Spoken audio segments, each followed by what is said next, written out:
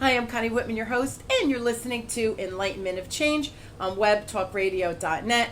You know I'm happy that you're here with me and my guest today. So my quote is by William Arthur Ward, and he says, "The mediocre teacher tells, the good teacher explains, the superior teacher demonstrates, the great teacher inspires." So leadership, or let me just say lack thereof, seems to be one of our big topics in organizations around the world. There's so much information about good leadership versus the bad, yet most leaders, I think, struggle in penetrating their corporate cultures to change to the quality-driven leadership culture that maybe we're hoping to do. And why is that? Now, most of you are practicing or are picturing a leader, maybe or two, in your organization, and you're thinking, how the heck did they get to the executive level when they're one of the worst leaders I've ever experienced? And then you think to yourself, well, how the heck does this even happen, and how do we stop the madness? Well, of course you're in store for a treat today. My guest is Scott Miller. Now, Scott is entering his 23rd year with FranklinCovey and serves as the executive, serves as the executive vice president of thought leadership. Now, Scott leads the strategy development and publication of FranklinCovey's best-selling books and thought leadership programs. He's the author of FranklinCovey's Management Mess to Leadership Success, 30-Day Challenges to Become the Leader You Would Follow. We're going to talk about that today. He's also the host of two shows, FranklinCovey on Leadership with Scott Miller and Great Life, Great Career with Scott Miller on iHeartRadio. Both are weekly leadership webcasts, podcasts, and newsletters that feature interviews with renowned business titans, authors, and thought leaders around the world.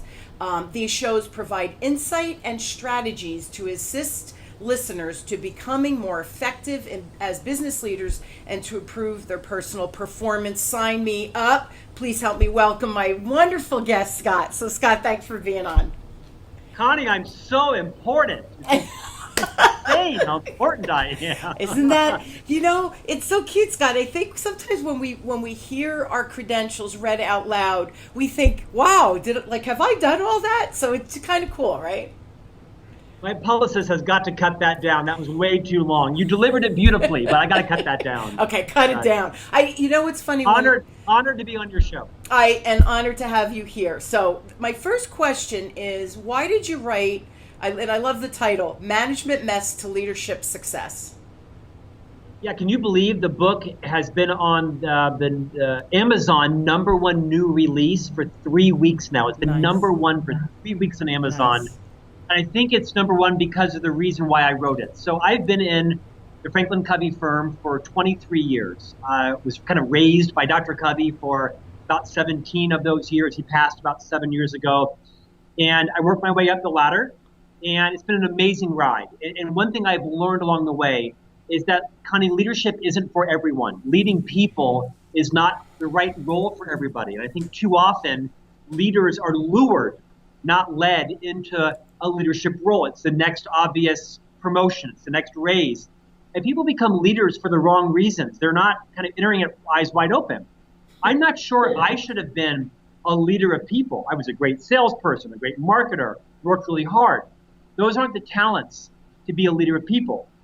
So after 23 years in the business and interviewing literally hundreds of experts, I realized, most leadership books are very aspirational. They're kind of academic about mission and vision and values. That's very important. And about systems and structures and strategies.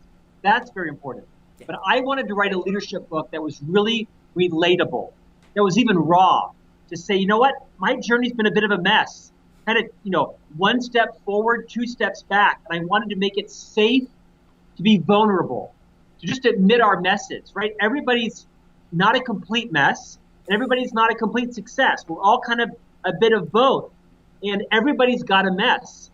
And you need to own up to it, because your boss knows your mess, your spouse knows your mess, your employees are talking about your mess. So why not just lower the fear, raise the culture, admit your messes, don't rest in them, but move to success, because you'll unleash amazing talent. People, if they feel it's safe to discuss their own messes because the boss sets the culture. So I wrote that book, and it's, I think, swept the market by storm. It sold close to, it sold 7,000 copies the first week. It sold another 5,000 copies. So 2 weeks in, I'm overwhelmed. I think it's because people want to feel safe. They want to acknowledge their mistakes and be in a culture with a leader that will let them do that. So that's why I wrote the book. I love it. And I have a question for you. You said that you probably shouldn't have been a leader. Have you learned to be a leader? Yeah, I think so. When I was younger, I was the student body president in my high school, and I was the manager of the local restaurant. And, I had a fairly charismatic personality, and I worked hard. And these aren't necessarily traits that are associated with being a great leader of people, especially in, a professional organization. So I started to realize great leaders are good listeners. They're humble. They provide a safe space to admit your mistakes. Not everything has to be done your way. Other great people can get the same result even better by doing it different ways. So there's no question I'm a better leader today than I was last month, last year, last decade. I mean, read the book. There are some horror stories in here of just insane things that I did. Not illegal or unethical or immoral, but just like you said, what? You did what, Scott? And I think coming from a leadership company, it was a little bit risky and avant-garde, but our CEO was very supportive of me telling my story because I think there's a lot of people out there, millions like me, that aren't natural leaders that want to learn to be better. So these 30 challenges that I write about, I just kind of spill my guts and say, hey, I stepped in the pothole, deep in the pothole. Read this story and help to navigate around the challenge that I kind of fell flat on my face with. Yeah, and I'll tell you, with social media and all of the exposure, everybody has a phone that has a camera now. So we're exposed so much more. I think when we make a mistake, everybody's like, look, they made a mistake. So I think that we have to, I don't want to say overcompensate, that's not the right word, but I think we have to learn how to navigate. And I like how you said potholes, because I'm sorry, we hit potholes all the time because we're dealing with other humans. We're not dealing with robots. So what, if you had to pick, what characteristics do you think jump out as you've done the research over the years that you would say, this is a great leader? What would those characteristics look like for you? Yeah, there's a couple. I think one that I struggle with is moving from an efficiency mindset to an effectiveness mindset. Dr. Covey would always talk to me about the difference between being efficient and being effective. As I'm a very efficient person, Connie. I like to do lists, check things off. On Saturday morning, I'm at Home Depot a half an hour before it's open, ready to buy my flowers and get them planted. And you can be efficient with marigolds. You can't be efficient with people. With people, to quote Stephen Covey, slow is fast and fast is slow. So I think great leaders realize that relationships are the backbone of your culture, and that you want to slow down with people and really be effective. Now, there's times to be efficient, right? Hey, can I ask you a quick question? That's fine. Not everything takes an hour, right? But there is a general principle that with people, just slow down, be more effective, make sure that people understand that you care about them, you love them appropriately in the workplace. I think with the Me Too movement, which is well justified, absolutely, we've swung a bit far on, kind of keeping things distant. The fact of the matter is, Connie, and you know this, we spend more time at work with our colleagues than we do awake with our family and friends. So you might as well build a culture where you love and respect and adore and appreciate people. So over everything, slow down and remember that relationships are everything in life. Your job is your career. Your job is not your life. Don't confuse those two, and make sure when you're at your job that people know that you care. Everyone's got something going on. Everyone's got a bill they can't afford to pay. Everyone's got a health issue, a teenager they're struggling with, a marriage that isn't as good as you think it is. Everyone's got a struggle. Even the people who look like they don't, they're just hiding it better. And I think people crave a leader that is vulnerable, admits their mistakes, lets their guard down, shares their own messes and makes it safe to share your own. I mean, I kind of said the same thing there. I think it's the number one issue. And it's funny because, you use the word relationship, you use the word love, which is very interesting because we're afraid to say the word love in the workplace. Yet when you work with people every day, they're your family. They are your family. So how can you not feel an affinity and a love towards people, especially people that you're leading and trying to, and when I think of leadership, I think of inspiring. Who's going to inspire us to move to the next level or to bring us to our next level of greatness or our next position? And you have to inspire people, but I believe you have to love and build those relationships along the way. It's funny. At first, I want to just comment, how lucky were you to be able to train for 17 years under Stephen Covey? I mean, that blows my mind. He is one of, every time, I don't care what leadership program you go into or what programs you listen to, quotes, books, the library of books that he's written. So how lucky are you, man? That must have been an amazing experience. It has been. Stephen Covey's book, The 7 Habits of Highly Effective People, it's in its 30th year. Yeah. It has sold 30 million copies.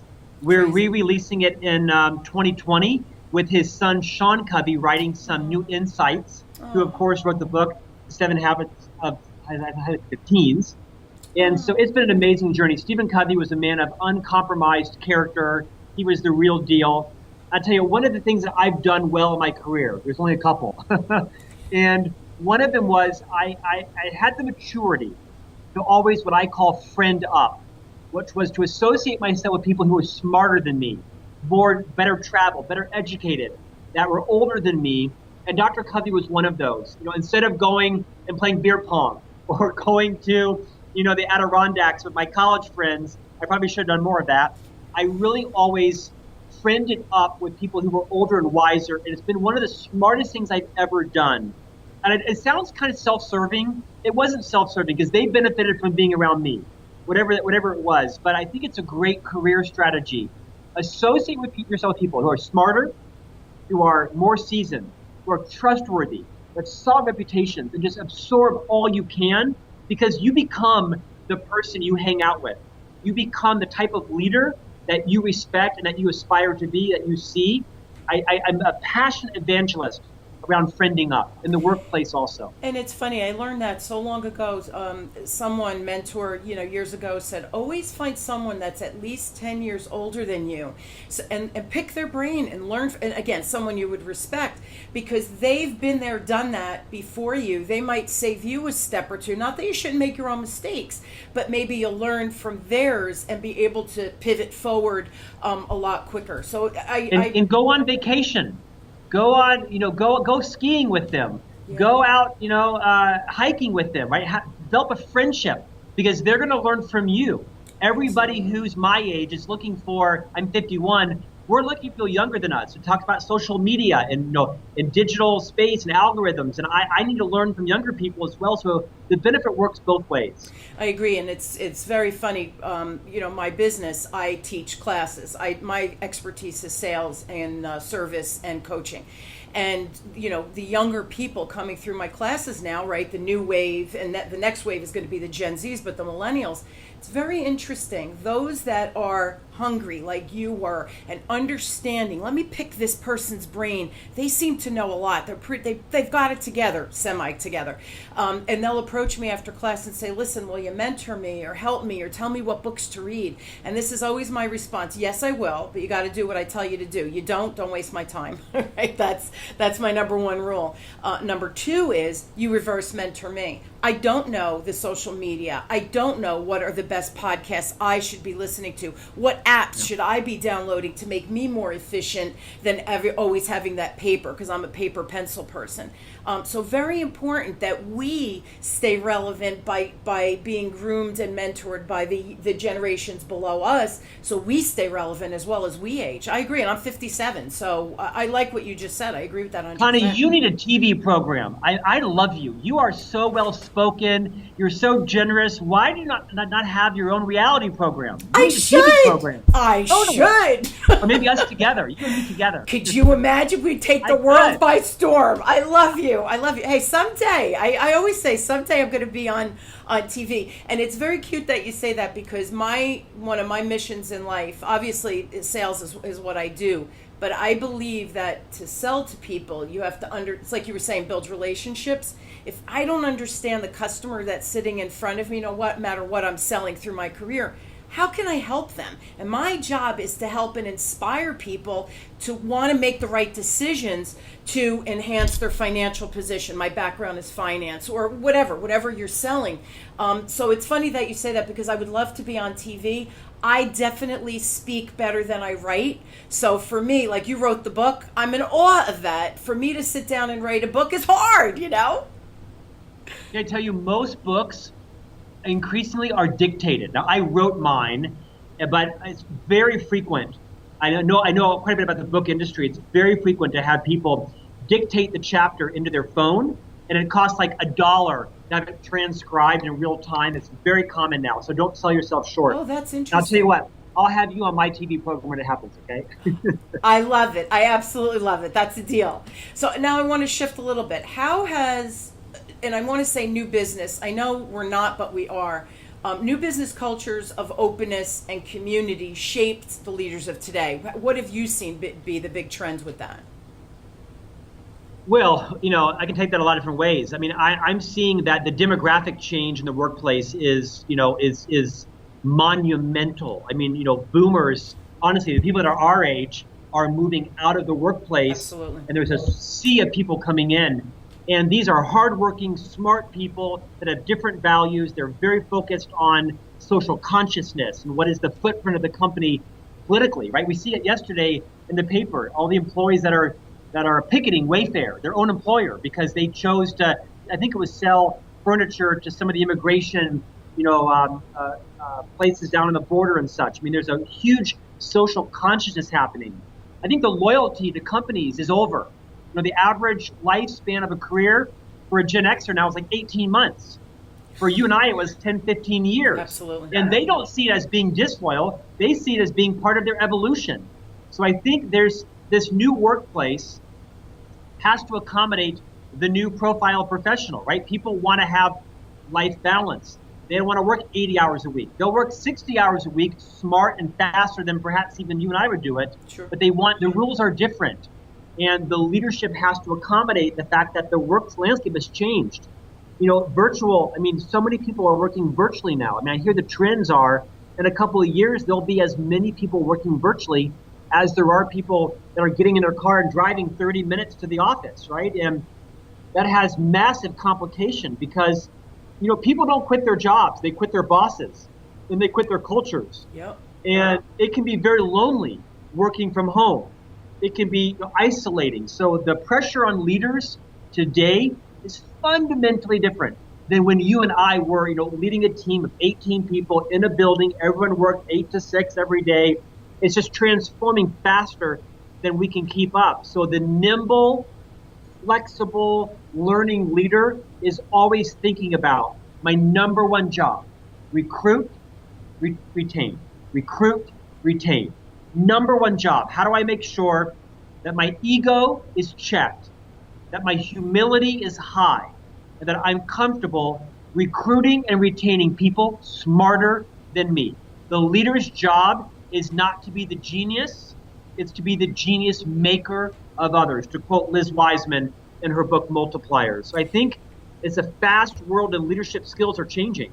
And rapidly, you're right, I agree. And the other thing that I see is, because let's face it, there's still a lot of baby boomers in the leadership roles at the higher executive levels. It is what it is, right?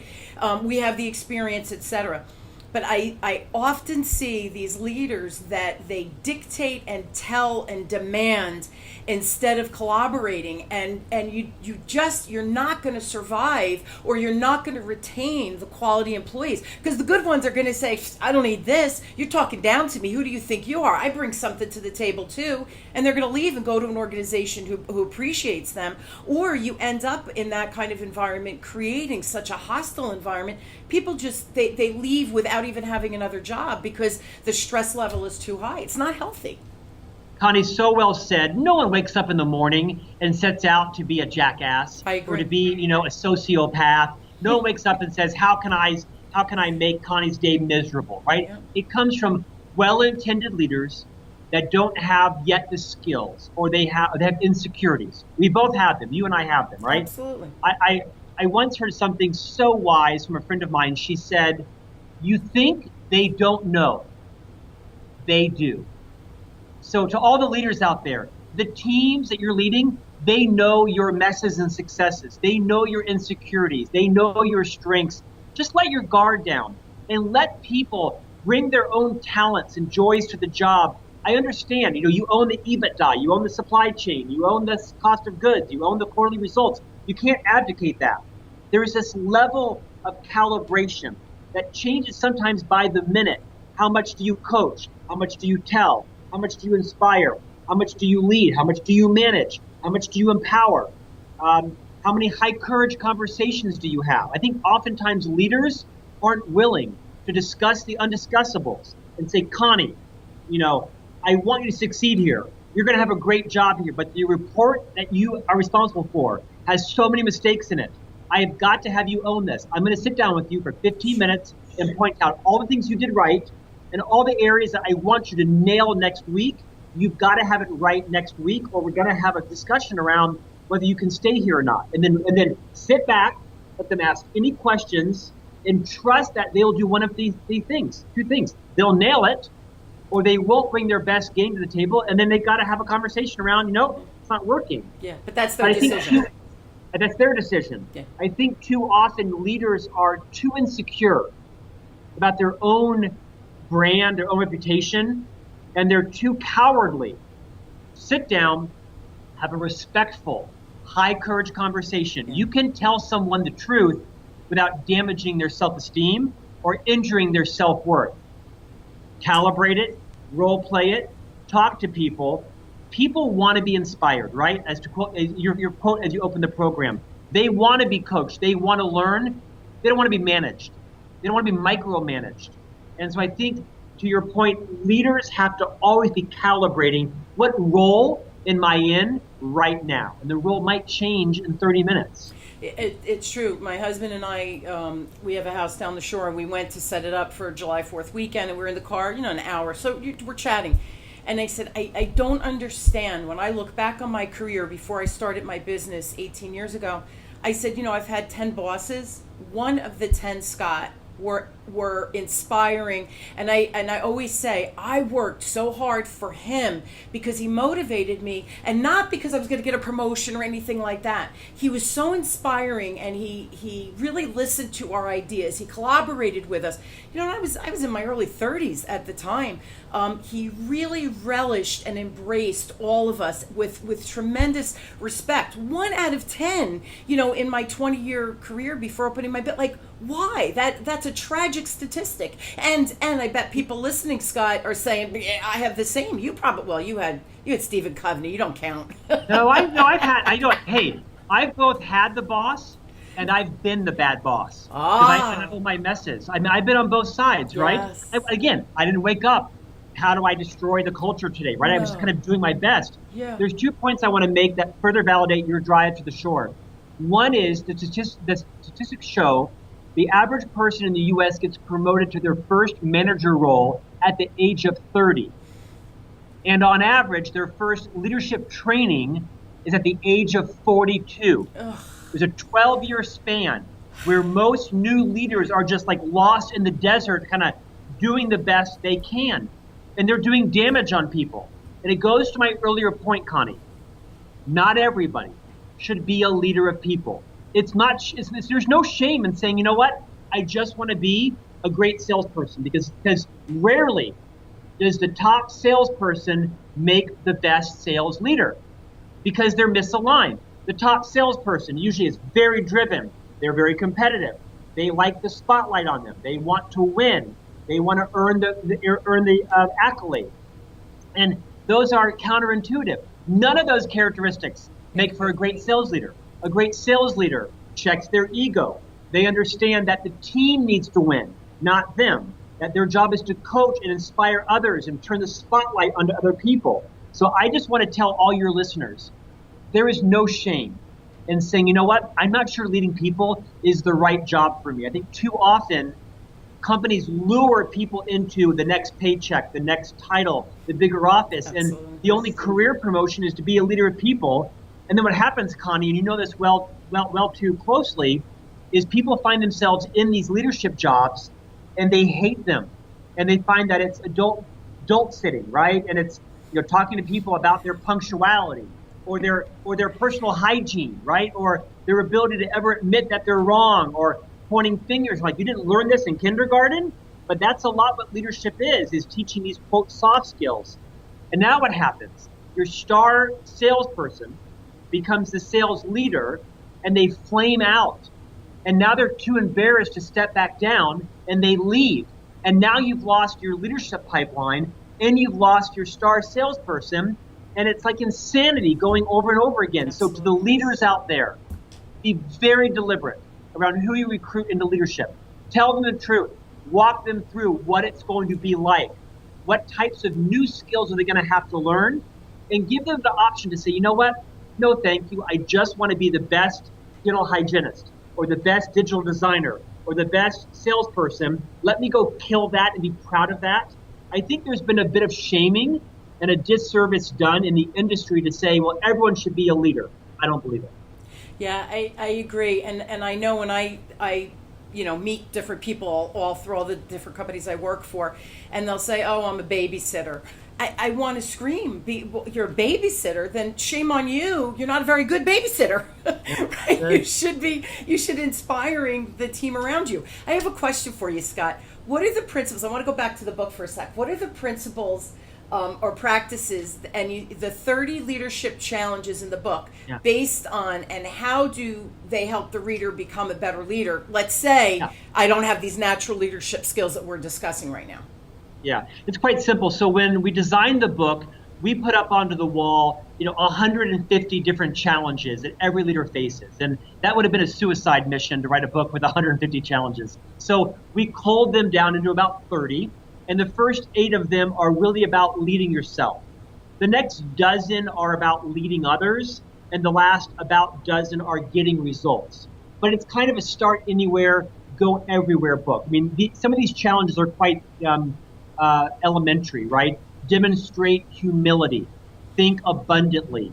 Listen first. Make it safe for others to tell you the truth. Model work-life balance.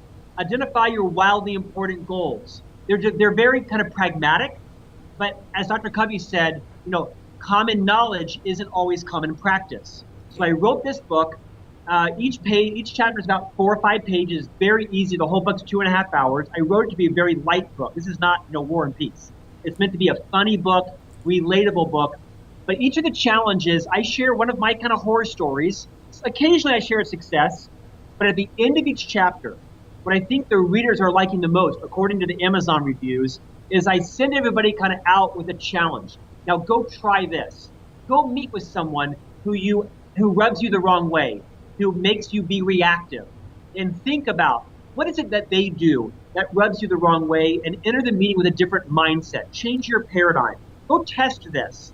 Think of a situation where you always get your dander up and you say things you regret. What is it about that project, that person, that product that always gets you on edge? And kind of peel the onion. So each chapter has that exercise, and I think it's allowed people not just to read a philosophical leadership book, but to really get tangibly and say, oh my gosh, this is a mess for me, or this is a success. I'm quite good at that. I think it's the difference in the book. Yeah, and it's funny, I know there's so many books out there on leadership, sales, whatever the topic might be, and they're very theoretical, or they're very very high level, where Academic. yes, very academic, and then you finish reading, you go, yeah, and then you, What do I do? What do I do? And I'm all about the how-tos, because it's sharing information is a wonderful thing. Telling people what to do with that information to bring them to the next level, that's another skill. And I want to go back. You said listening. Listening, I think, in our society is truly an optional skill. Hearing, unless, God forbid, we're hearing impaired, is mandatory. Listening is an optional skill. So talk to me a little bit about, in the chapters, how you talk about that listening skill, because it's imperative. We take turns talking. We take turns talking at each other. Sorry, I didn't mean to interrupt you. No. It shows you're a good coach that you picked that one out of the 30. I think when you become a leader, you've spent a lot of time being trained to communicate. You're always in persuasion mode. You're in influence mode. You're mastering the stage and the microphone, your message. You're pounding it home. Leaders are paid to solve things and have the answers. And so listening is a bit counterintuitive to most leaders. It actually is a leadership competency. It's a communication skill that great leaders show empathy. We hear a lot about empathy right now. It's a leadership competency. And it's counterintuitive. So I would advise everyone, think about how you can become a better listener. There's some easy tips I share in the book. Most of us, when we're listening, we're on our own timeline, our own agenda, and our own field of experience, and our own narrative. And we're just waiting for the other person to shut up. And oftentimes, we want to, kind of ask questions to solve. And that seems well-intended, but it's actually quite selfish, because you're asking questions on your own timeline, on your own narrative, right? And so I would argue that the best listeners are not the best question askers, because most of your questions solve your need to know, not their need to feel heard. So for those out there that are struggling with listening, think of a couple things. Stop talking. It's the first tip. If you're an interrupter, which all of us are, the next time you're tempted to interrupt, I want you to do what Connie is doing right now. She's gently placing her upper and lower lip together. She's not, she's just placing her lips together, because you can't talk when your lips are closed. Because why most of us interrupt, the psychology shows, is that we have a paradigm of how long Connie should be talking, or how long Tim should be talking. And when we think subconsciously that you should be done, we interrupt to solve the problem or start talking. So stop interrupting. The next time you're tempted, close your lips gently and count to 7. And listen. It's interesting. I remember, I'm giggling. A long time ago, I had a regional manager. My first job was selling insurance, and it was 40 men or 42 men in May, right? I was a trailblazer back then. We had the regional manager was awesome. And I remember every Friday morning we'd have an 8 o'clock meeting, a sales meeting, and talk ideas and have training and what have you. And it has to be 30 something years ago. He said, you have 2 ears, 1 mouth. You should be listening at minimum twice as much as you speak. And Scott, let's face it, we're all visual learners.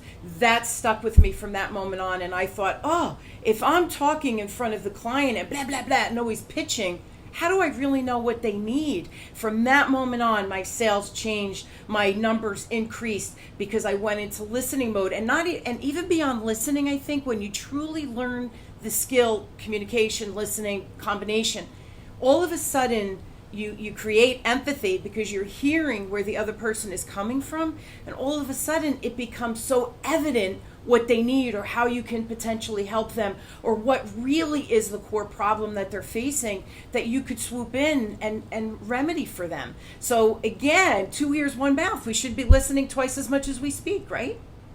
I think it's especially challenging in a sales role, because we're taught how to ask, smart questions and peel the onion and get to the root of the cause. And asking questions is quite selfish. Listening is selfless. Agree. And if you can train yourself to check your ego, check your need to feel important, check your need to share all your information, to your point and to your own validation, you'll exponentiate your influence in your sales and your career. if you can make that switch. It's tough. No one has said it's easy. I haven't mastered it. You and I have been prattling on for 45 minutes now. We're incented to communicate and speak. Look at Ted, right? Ted is not listening. Ted is talking, right? It's not called Ted listens. But it's good advice for everybody. I love it. That's another great. See, I'm a visual learner, Scott. I love it. I love those little visual clues. You're so funny. We are out of time. This went mind-blowingly fast for me. I hope it did for you as well. So, guys, here's the deal. Number one, summer's upon us. Thank you so much. Please go out, buy the book, leaders. We all need guidance and help. And Scott, you do such a great job of, like you said, owning your messes and sharing those stories. And I think when we could be brutally honest like that, that's where people go, oh, I've done that too. Or, oh, my boss did that. How can I not make that same mistake or remedy it? Great book for reading in the summer. Go to FranklinCovey.com. And should I send them to /management or? They can go to managementmess.com. That's the site for the book, or just go to Amazon and buy it. Amazon and Walmart are in a pricing war. They both have it down to $12.20. So I'm their darling right now. I'm loving that. Yes. And all the listeners should be loving it too. $12 for a good book to read on the beach. I love it. I think it's great. So managementmess.com. Yes? Connie, enjoy the summer at your house. Thanks for having me on. Thank you. A true pleasure. You guys, if you need to get in touch with me, reach me at Connie@whitmanassociates.com. And my partner and I, my second business, we're still talking about communication with Scott today. Free communication style assessment. Just go to wisdomdecoded.com. We've updated the reports, and there's a companion book if you'd like to read more about that as well. Guys, communication, it really is the critical skill I think that we all need to become the leaders that we really are destined to become. Again, managementmess.com. Buy the book, read it. It will help all of us.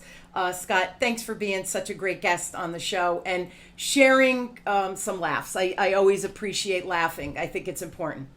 Your positivity is contagious. I'm better now from having listened to you. Thank you. Oh, thank you so much. I live to be positive.